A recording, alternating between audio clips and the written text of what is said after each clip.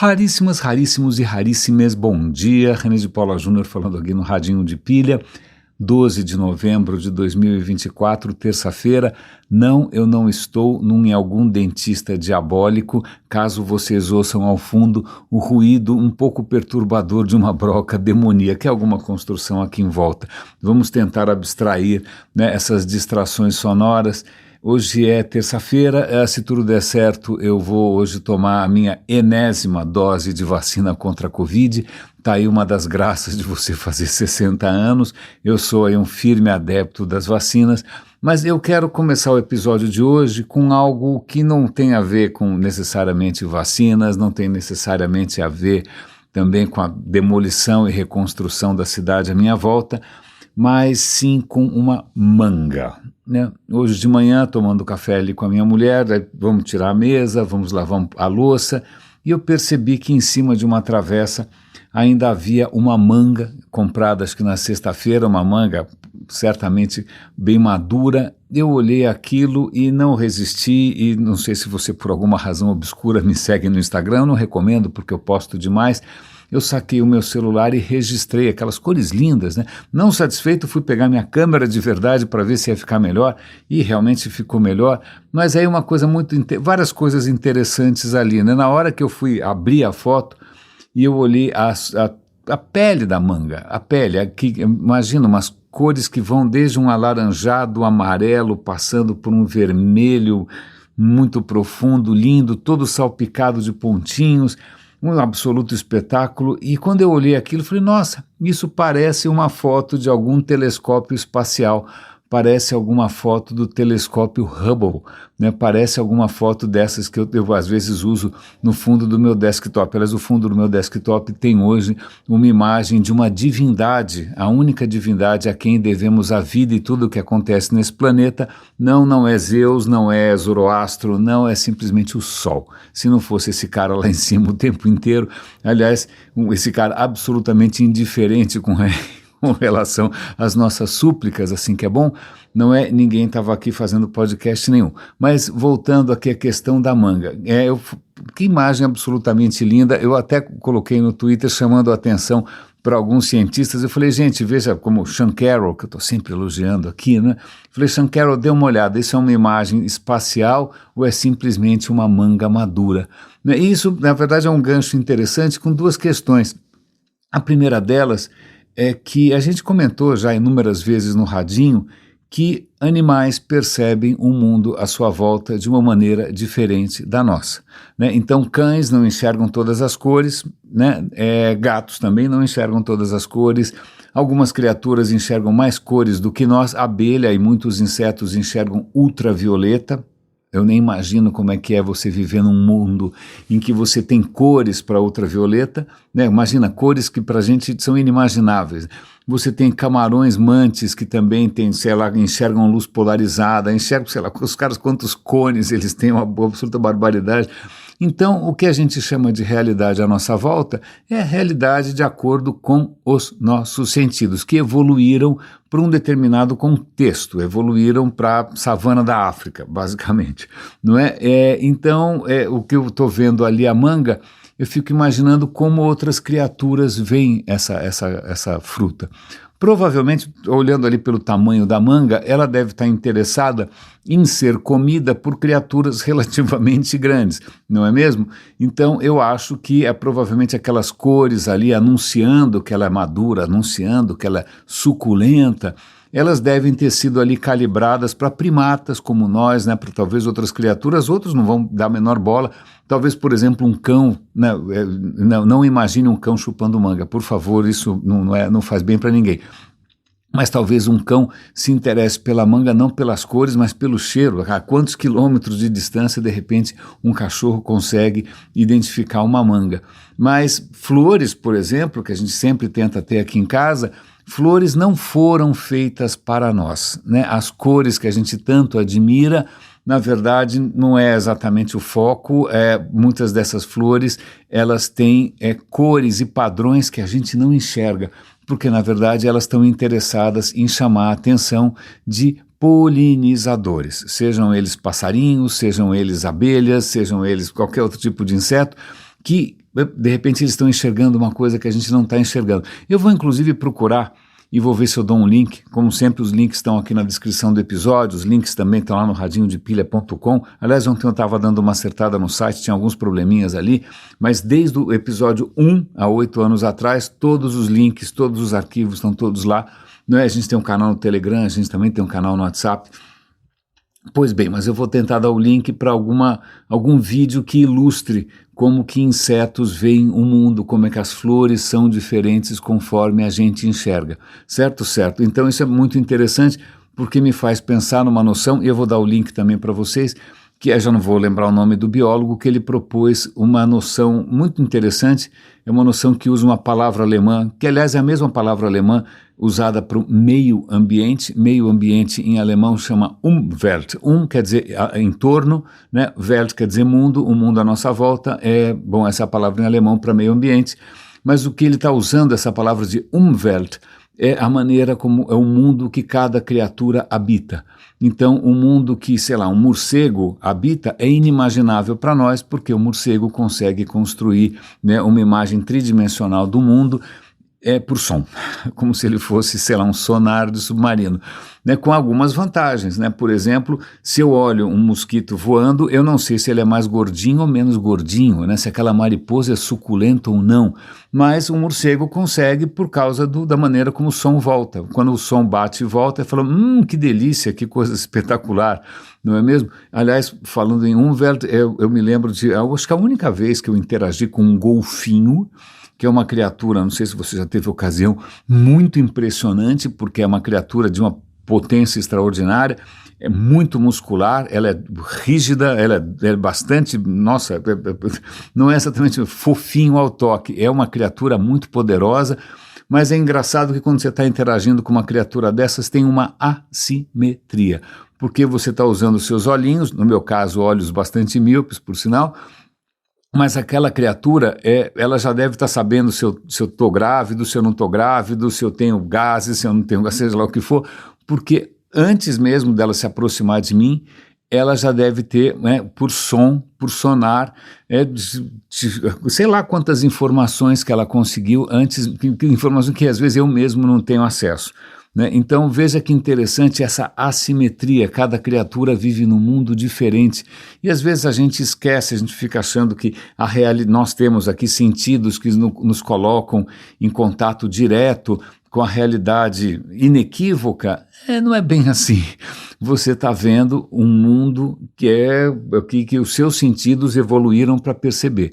Você não percebe frequências abaixo do vermelho, você não enxerga cores acima do violeta, você não ouve ultrassom, uma série de coisas, o teu nariz é meio miserável, né? Então a gente tem que ter uma certa humildade com relação a nossa percepção do mundo.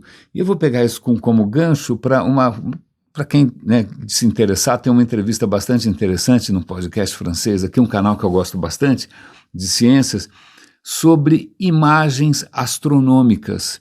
Eu cresci no centro da cidade de São Paulo, o que significa, no máximo, lua. Você não vê mais nada, porque, né, uma cidade muito luminosa, mal e mal você vê Vênus, sei lá, mal e mal você vê uma coisa ou outra, mas você não vê a Via Láctea, acho que eu nunca vi, aliás, não é? Porque tem muita luz.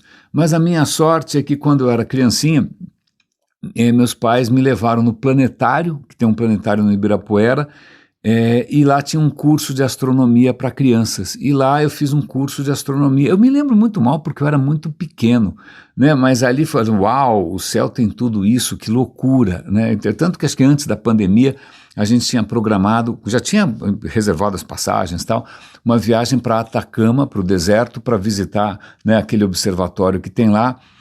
Aí veio a pandemia, tivemos que cancelar tudo, infelizmente, e hoje eu lamento informar que o telescópio está restringindo muito o número de visitas, né? Afinal, os caras têm que trabalhar, não tem que ficar aguentando gente com pau de selfie, certo? Certo.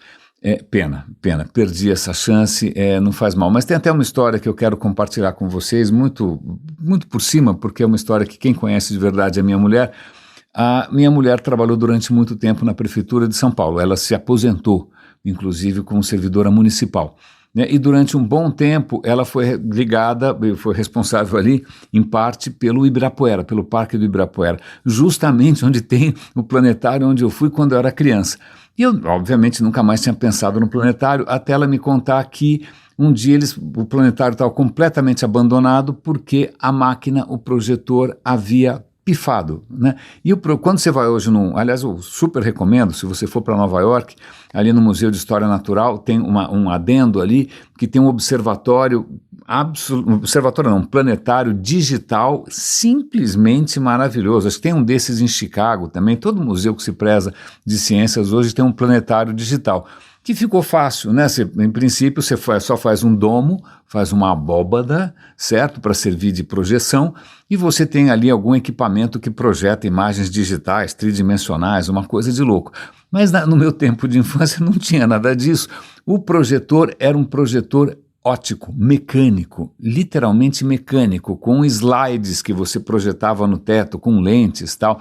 Parecia uma coisa alienígena. Eu vou tentar achar alguma reportagem para vocês poderem ter uma ideia do que é um desses projetores, né, de planetário, né, do século passado, né? É uma máquina, nossa, é uma coisa meio steampunk, é uma coisa completamente retrô. Pois bem, essa máquina está completamente pifada.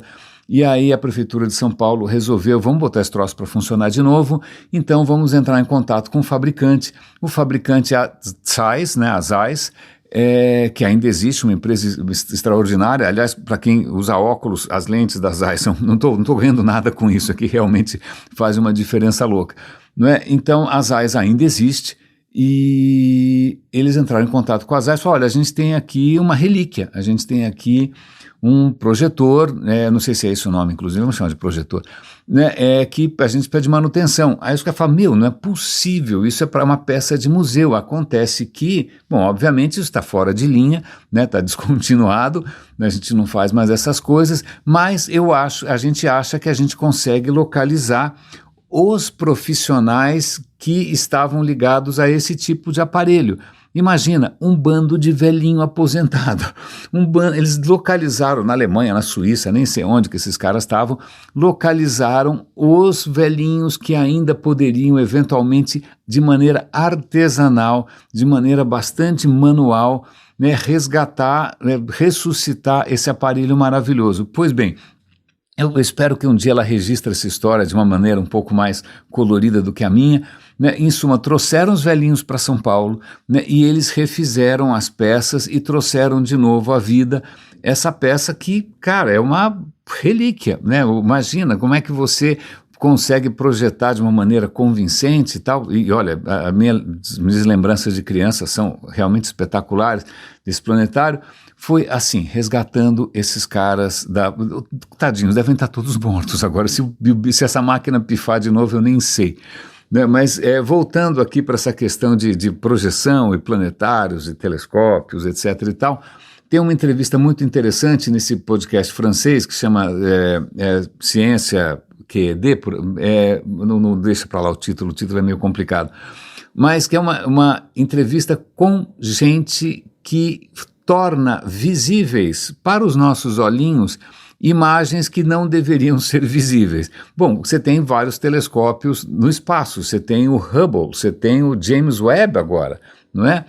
E o James Webb tem trazido imagens simplesmente espetaculares, né? Aquelas coisas que você, a olho nu, mesmo que tenha uma noite, imagina, você não tem um telescópio no olho, né? Você não vai, imagina, ver uma manchinha lá, quando você vai ver no James Webb, aquilo é uma nebulosa gigantesca, um berço de estrelas, né, que estão ali acendendo pela primeira vez. Então tem essa primeira questão, a ampliação. Um telescópio amplia o que você jamais seria capaz de ver. A segunda questão interessante do James Webb é que ele enxerga infravermelho. As imagens que ele produz não são feitas em cima da luz que a gente enxerga, eles são feitas em cima de uma luz que a gente não enxerga, né? Bom, então o que você faz com esse raio dessa imagem, né? Se é feita de uma luz que a gente não enxerga, qual é a graça disso? Não, em primeiro lugar, você pode transformar isso numa imagem em preto e branco. Bom, já é alguma coisa, certo? Certo, você faz uma imagem em preto e branco. Mas o que acontece é que quando a gente fala infravermelho, não é uma frequência só.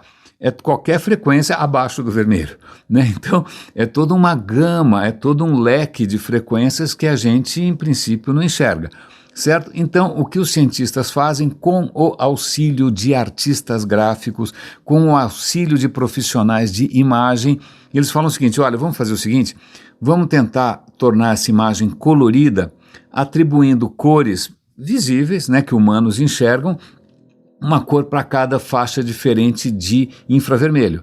Então, de uma hora para outra, né, aquela imagem que não só a gente não enxerga, né, e mesmo se a gente enxergasse em preto e branco não ia ter tanta graça assim, de uma hora para outra ela se torna um espetáculo, né? Se torna um espetáculo, enche a vista, aí vira capa de revista, vira desktop, vira fundo de celular, né? Nebulosas magníficas com estrelas ali reluzentes, né? Nos confins do universo. Mas o que é muito interessante dessa história toda é isso, aquelas cores que você está vendo, são artificiais.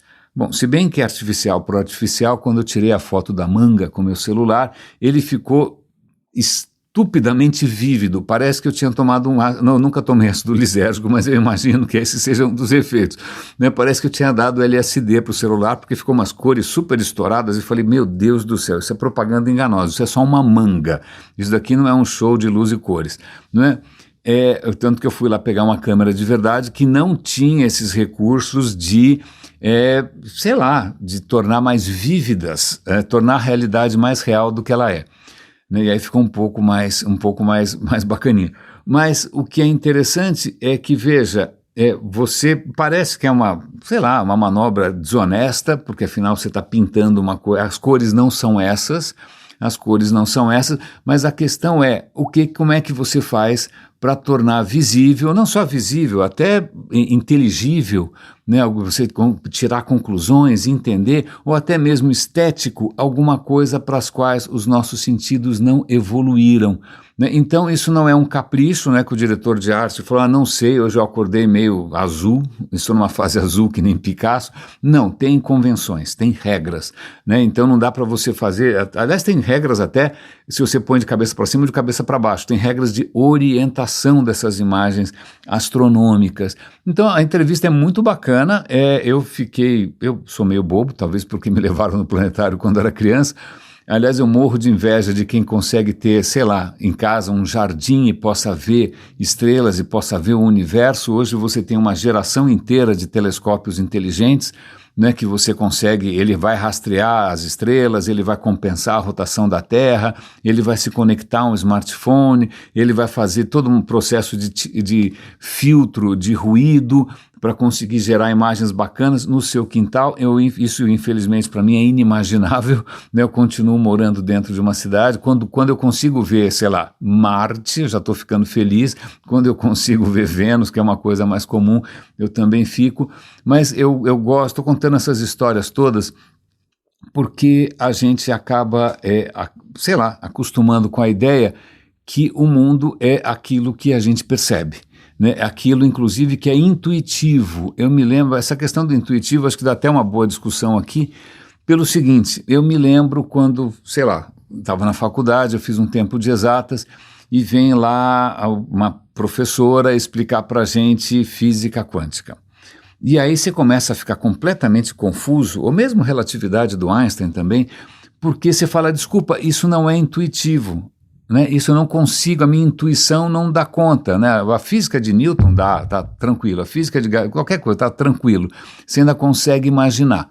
Mas quando começa a entrar em alguns casos um pouco extremos, a distorção do espaço-tempo, seja lá o que for, né? O entanglement quântico, o efeito túnel, você fala, cara, desculpa, isso não entra na minha cabeça. E o que é interessante é que é azar o meu.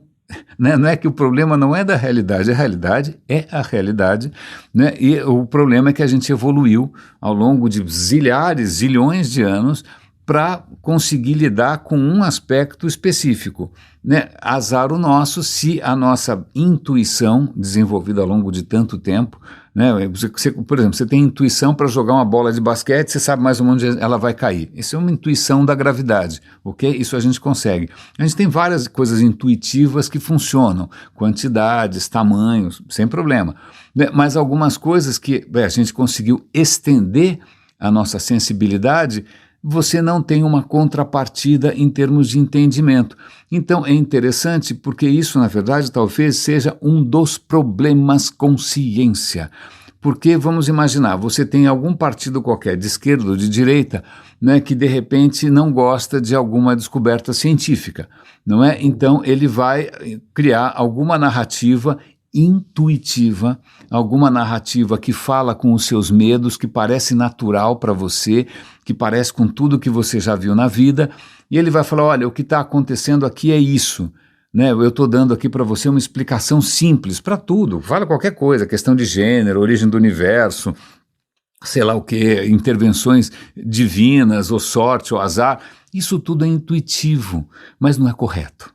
Né? Intuitivo não quer dizer correto. Se aquilo fala, por exemplo, uma poesia fala ao seu coração e te emociona, você vai imediatamente associar, e eu faço isso também, como se aquilo fosse alguma verdade revelada. Né? Quantas vezes, numa situação qualquer amorosa, afetiva, você vai lembrar de alguma música como se aquele verso fosse a chave do universo, porque ela fala ao seu coração. Então, acontece que mentiras e falsidades e narrativas completamente fantasiosas, né, também falam ao seu coração da mesma maneira. E está aí um dos problemas da ciência. Né, quando você vai falar, olha, não existe sorte, não existe azar, não existe isso, não existe aquilo, que né, tudo você consegue explicar, aí você vai tentar explicar. Bom, só que aí acontece o seguinte... Se você não tem alguns fundamentos, né, se alguém na escola não te ensinou, sei lá, matemática que seja, né, ou alguma coisa de física martelou um pouco na sua cabeça, aquilo bate e volta, aqui a gente é refratário a questões que não são intuitivas, e talvez isso dificulte qualquer tipo de discurso, qualquer tipo de campanha, qualquer tipo de esforço, né, bem intencionado de tentar mostrar que berimbau não é gaita, que focinho de porco não é tomada. Aliás, hoje eu vou dar o link, caso alguém tenha interesse, a Folha, contribuindo, obviamente, para o progresso da civilização ocidental, resolveu fazer um artigo que, obviamente, não está interessado em gerar cliques e ganhar dinheiro com propaganda, não, na verdade é uma missão nobilíssima do jornalismo, dizer quais são as técnicas de sedução para cada signo.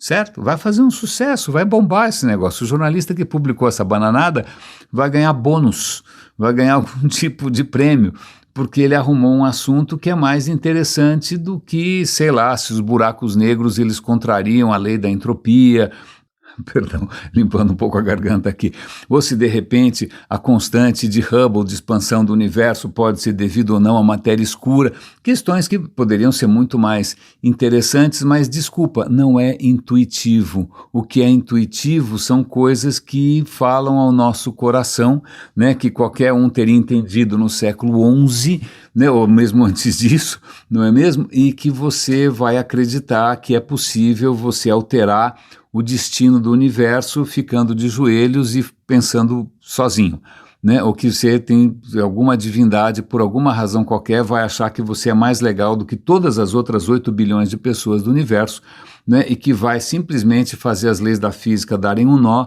para que você, sei lá o quê, conquiste a mulher amada, ou ganhe a promoção não sei da onde, ou que não chova no dia que você vai na praia, né? Então essas coisas todas falam ao coração, é intuitivo, né? Porque o nosso Umwelt, o nosso mundo cognitivo inclui essas fantasias todas. E agora vai você, que nem o Renezinho aqui, tentar mostrar que existe beleza num telescópio que está mostrando coisas invisíveis e não são anjos, não são querubins, né? Não são, seja lá o que for, almas penadas, são berços de galáxias e de estrelas nos confins do universo, e a gente está tentando descobrir como é que essa zona toda começou começou, para onde essa zona vai, mas obviamente isso não é tão legal quanto pensar no Armagedon ou na segunda vinda de algum Messias que por alguma razão qualquer sumiu do mapa, mas deixa para lá, só estou comentando aqui da dificuldade que é a gente tentar trazer para a pauta algum tipo de assunto que não é intuitivo.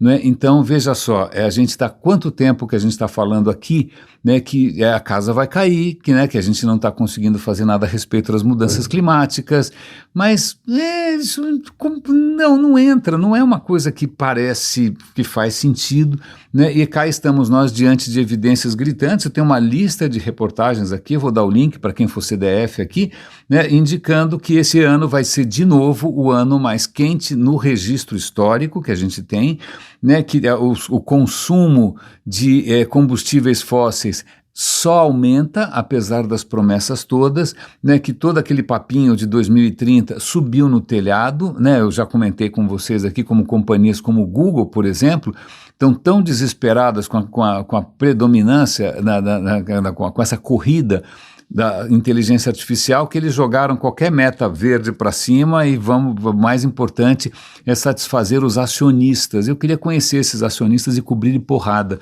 né, porque infelizmente o destino do mundo está sendo pautado por interesses de acionistas, que eu não sei quem são, eu não sei o que mais que eles querem, porque os caras já são podres de ricos, né, para onde os caras vão depois que o mundo ultrapassar, e já está ultrapassando 1,5 graus, depois que ele ultrapassar 2 graus, porque veja, alguns segmentos já estão percebendo que a casa vai cair. Tem uma reportagem interessantíssima aqui recomendando que prestemos atenção nas empresas de seguros, né, porque as empresas de seguros já não estão mais recomendando que você invista, né, em propriedades que já estão obviamente condenadas, ou porque a água vai subir, ou porque vai faltar água, ou seja o que for.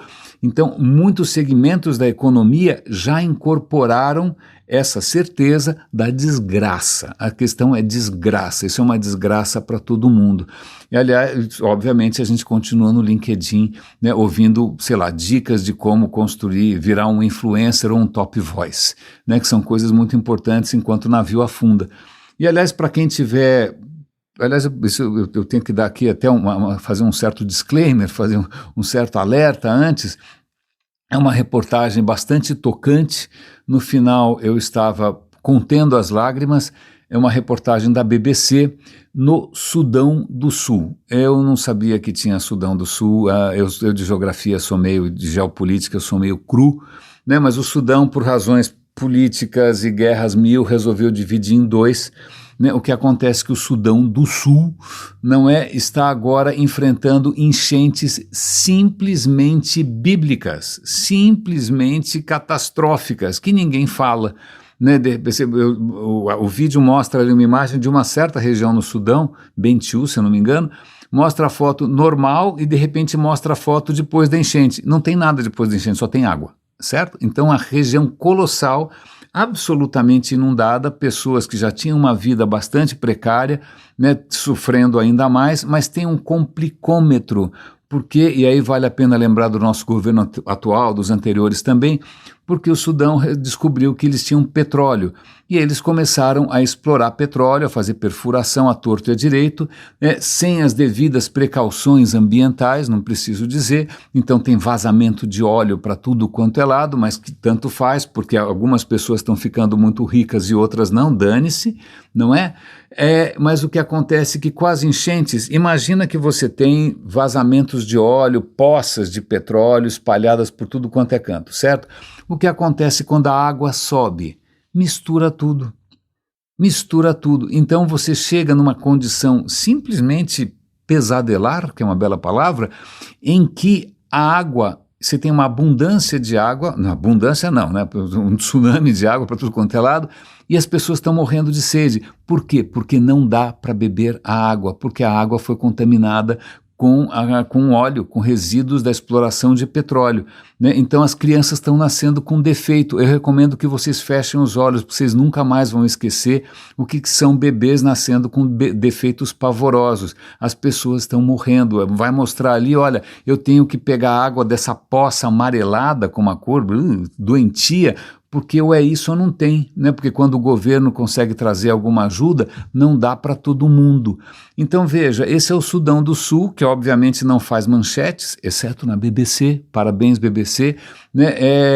Eu não sei se o Rio Grande do Sul fez manchetes internacionais, talvez aqui ou ali por alguns dias e nada mais, mas a questão é, vejam, mesmo num cenário em que de repente você tem água para tudo quanto é lado, pessoas vão morrer de sede simplesmente porque a água está contaminada, né? O que vai acontecer por aí? Os sinais estão claros, né? Mas a gente prefere continuar vivendo no nosso Umwelt imaginário de narrativas fantasiosas, né? Achando que tudo vai dar certo, que você vai conseguir morar em Lisboa, em Portugal, ou que você vai conseguir mudar para Miami, andar de jet ski com algum familiar do Collor ou do Bolsonaro, né, que você vai conseguir escapar, mas eu acho que não. O que mais que eu tenho, já saindo um pouco dessa história toda, eu poderia falar dessa questão dos incels aqui, mas eu acho que é um pouco barra pesada, eu vou deixar isso para amanhã. Mas acho que tem mais uma notícia interessante aqui, interessante, é trágica, claro. Não é caso você vá para o Japão e queira fazer a selfie que todo mundo faz com o Monte Fuji ao fundo, não adianta pedir seu dinheiro de volta porque dessa vez não tem neve. Acontece que faz mais de 130 anos que o Monte Fuji não fica tão pelado assim, porque, adivinha, mudanças climáticas, ele não está acumulando neve. Então, caso você queira, né, fazer aquela selfie clássica ali com o Monte Fuji coberto de neve, talvez você tenha que pedir para o ChatGPT. Tem que pedir para o Midjourney, não é mesmo? E, aliás, uma outra questão interessante aqui que eu não podia deixar de comentar, a Espanha, para a gente não achar que só países miseráveis do terceiro mundo estão condenados, a Espanha, vocês acabaram de ver, Valência foi simplesmente aniquilada por uma enchente sem precedentes, centenas de mortos, mas tem outra questão interessante. Começam a surgir narrativas, né? Tem toda essa indústria de narrativas que sei lá de onde vem, se vem da China, se vem da Rússia, se vem da extrema-direita, dizendo que, olha, não dá para confiar no governo, a culpa é do governo, imagina, o governo, bom, em suma, a culpa é do governo, então já tem slogans, só o povo ajuda o povo, né? Só que isso não é, de repente, um chamado à solidariedade, né? Um chamado a, sei lá, a uma formas um pouco mais colaborativas de existência, não, isso é um chamado para o populismo. Então, o que vai acontecer, assim como já acabou de acontecer nos Estados Unidos, né, numa época de incerteza, que as pessoas, o mundo já não é mais intuitivo, o mundo já não é mais o que as pessoas estão acostumadas, né, então vamos torcer para que algum Messias, pode ser o Jair Messias, pode ser o Trump Messias, pode ser algum outro Messias na Espanha, que ele faça tudo milagrosamente voltar ao normal. Né? Não é uma coisa absolutamente espetacular? Veja, esse tipo de crise humanitária abre espaço para crises na democracia, né? Isso dá carta branca, obviamente, para homens brancos e para velhos laranjas também. O populismo acaba sendo um efeito e, obviamente, agora que esse populista subiu no poder nos Estados Unidos, a coisa só vai piorar. Porque é um negacionista da ciência, ele é um negacionista das mudanças climáticas, ele provavelmente certamente já se comprometeu com os bilionários do mundo que eles vão poder fazer o que eles bem entendem, mas felizmente eu tenho aqui uma historinha para a gente conseguir encerrar esse episódio com um pouco de esperança, né? Na Dinamarca, país que eu não conheço ainda, tenho muita curiosidade. Não é mesmo? E na Dinamarca, os caras estão orgulhosíssimos de uma iniciativa sensacional, né?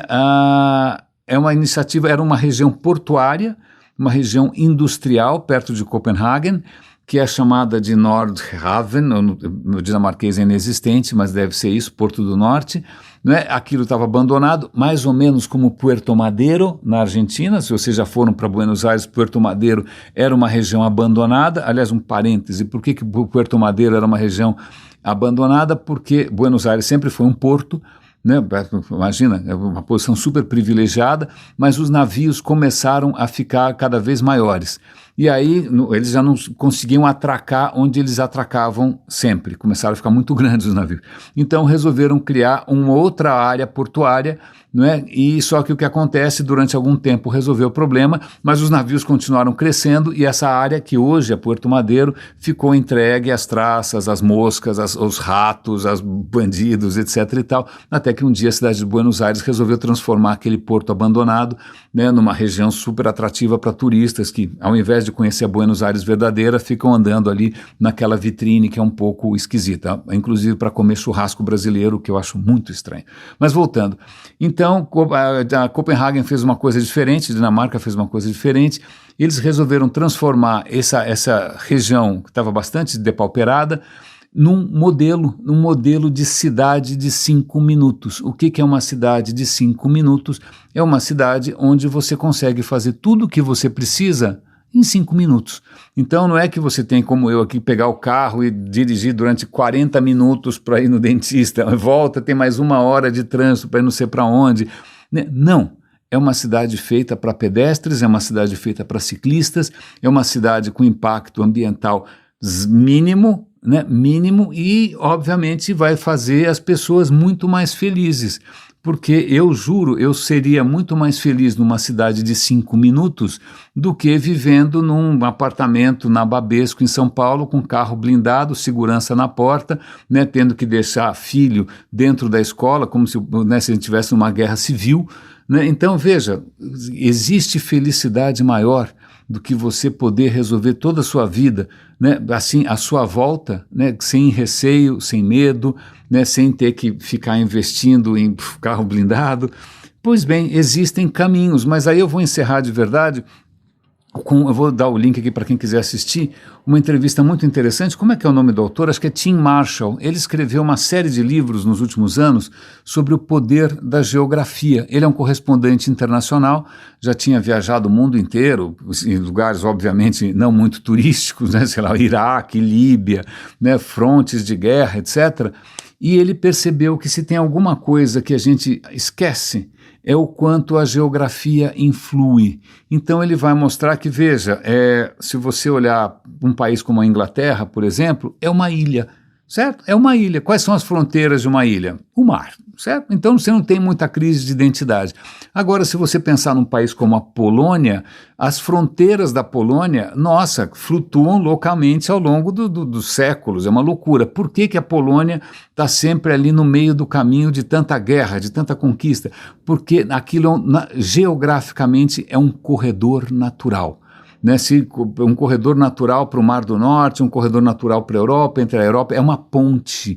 Então isso acaba tornando aquele lugar crítico para vários impérios.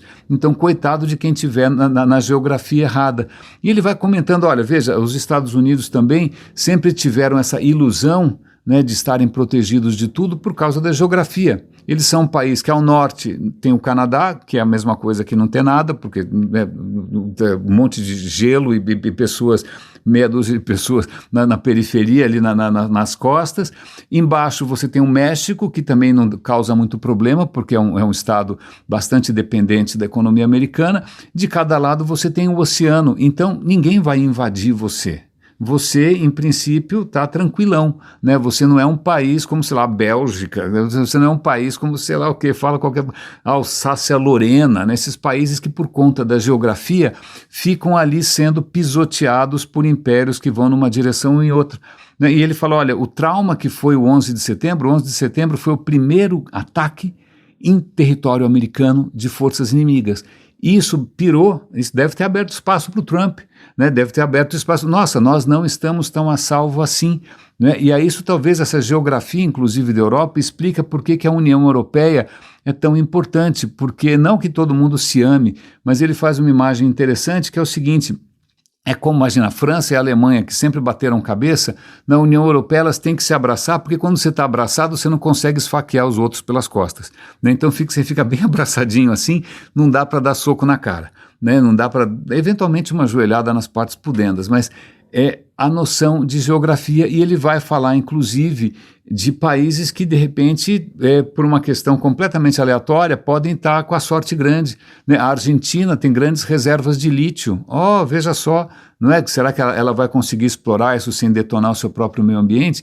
E aí ele vai falar de países que ele fala, os países em desenvolvimento, isso é um eufemismo, porque países em desenvolvimento não se desenvolvem, né? Não só porque às vezes a geografia condena, a geografia é muito complexa, mas às vezes é por uma vontade política. Veja, aliás, vou dar um link aqui para um gráfico muito interessante que mostra países que são, em princípio, parecidos, tipo mesma população, mesma área, mas que têm resultados muito diferentes. E um dos casos que me chamou a atenção foi Finlândia, que em princípio é um país que está bem, porque explora o petróleo, que ardam no inferno por causa disso, inclusive, e Singapura. Singapura tem um PIB 3 vezes maior, é praticamente a mesma população, mais ou menos 6 milhões de pessoas, mas tem um PIB 3 vezes maior, porque em algum momento, né, a política foi: vamos investir em educação, vamos investir em infraestrutura, vamos investir em meio ambiente, né? Tudo bem que não é um país exemplar do ponto de vista de liberdades civis, mas a questão da vontade política, e fica aquela pergunta: o que o Brasil quer ser quando crescer? A gente não descobriu até agora. Não é? Embora a gente seja privilegiado geograficamente de inúmeras maneiras que a gente inclusive está obviamente jogando no lixo, né? A Amazônia vai secar, o Rio Grande do Sul, que era um celeiro, agora está inundado, né? Mas aí ele vai falar inclusive de alguns países da África que estão condenados sempre a serem trucidados por interesses diversos, né? Eles estão às vezes numa situação bastante complicada do ponto de vista geográfico, todo mundo pinta e borda. Imagina, o Sudão do Sul teve que dividir por causa de guerras, e as guerras não pararam. Eu falo, cara, alguns países, pela geografia e pela política, eles estão condenados a jamais sair do lugar, né? Então veja, vamos voltar aqui para o nosso país, que em princípio a geografia a gente sempre achou que fosse abençoada, né? Fosse uma terra criada por Deus, mas que a gente está agora lidando com fatos que contrariam a nossa intuição, né? E que a gente está delegando poder a um demente atrás do outro, e ninguém tem um plano decente para o que esse país vai ser quando crescer, né? Enquanto isso, a nossa geografia, a nossa realidade natural está mudando de uma maneira provavelmente irreversível. Veja a falta que faz a gente, né, conseguir abrir os olhos, escapar de algumas narrativas antigas, abrir os olhos para as evidências, né, sair de um mundo imaginário de fidelidades partidárias e ideológicas, né? É isso que dá. E aí você tem esse conflito entre Umwelt, que é o mundo, seu mundo cognitivo, e a noção real de Umwelt, que é de meio ambiente. O mundo à nossa volta está sendo azedado pela nossa completa incapacidade, né, de abrir os olhos para aquilo que contraria as nossas expectativas. Raríssimas, raríssimos e raríssimes. Cuidem-se, por favor. Eu acabei falando mais do que eu imaginava. Espero que ainda dê tempo de eu me vacinar. Um grande abraço e até amanhã.